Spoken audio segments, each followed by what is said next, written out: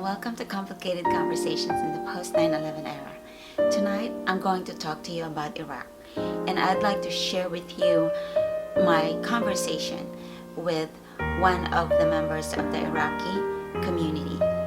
It's my first complicated conversations on locations, and although I cannot bring you our conversation in a video, I'd like to let you know that I am very fortunate to have an opportunity to engage an Arab Muslim man in hard conversations about his perspectives of the situations in Iraq, especially in Mosul, and his experiences in Iraq, and also sharing the challenges that the people in Iraq are facing.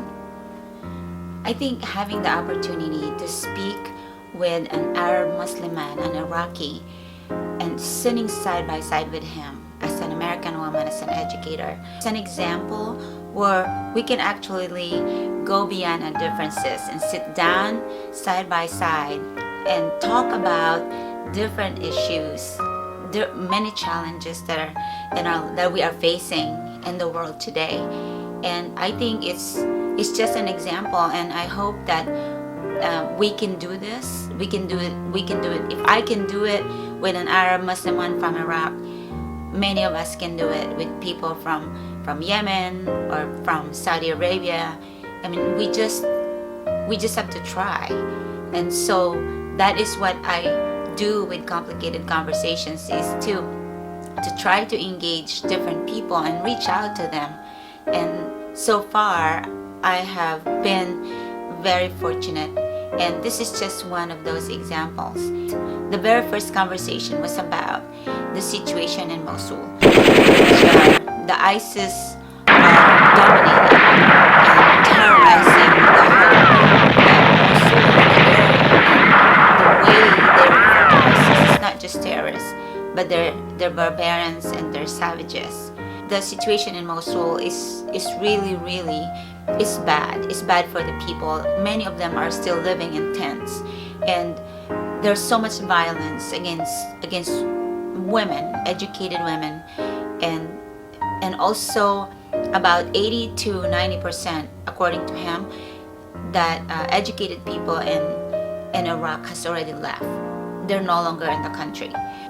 What they have in Iraq is a lot of chaos, a lot of violence. There's a weak army, there's a weak police. They are not properly trained. And also the Shia provinces, from parts of Baghdad to the southern provinces, are controlled by Iran. So the country is controlled by ISIS and by Iran. This is how he described the country, his country. I asked him about his life. I asked him about the transition from Mosul, from Iraq to the United States. If it was challenging for him, how much he know about the American culture, how much the Iraqi know about the American culture. And what he told me, oh, we know American culture. I said, how did you know? Oh, we know American culture because we watched The Terminator and Beauty and the Beast. And there was laughter in the room. And well, I said, I also like Terminator and Beauty and the Beast. And so it didn't occur to me, but we were so happy, we were having fun in the room with the rest of his family. But when I got home and I started to reflect on our conversation, I couldn't help but have tears in my eyes, because as I sit here around, as many of us here in the United States have so much resources available to us, so much things that we never even think about. There are people out there who are so happy to have movies like The Terminator and The Beauty and the Beast, and they thought that's what our culture is about, and they're happy with it, that they embrace it. And so I think it's something that we should sometimes sit down and think about, that there's so many people out there that don't have the things that we have, that we are so fortunate that we can be here. We are here and we have all these resources. We have the best education and we have the opportunity to engage in dialogue and conversation without being fearful for our lives. So I asked him, what do you like about the United States?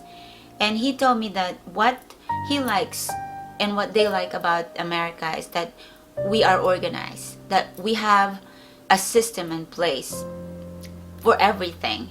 And even though our country, our society, and our culture is not perfect, that we have a system where there's opportunity for us to improve ourselves and to make ourselves better. At the end of our conversation, he told me that that your project, Complicated Conversation in the Post-9/11 Era, is more complicated than what you think it is. It is important and you need to continue doing it.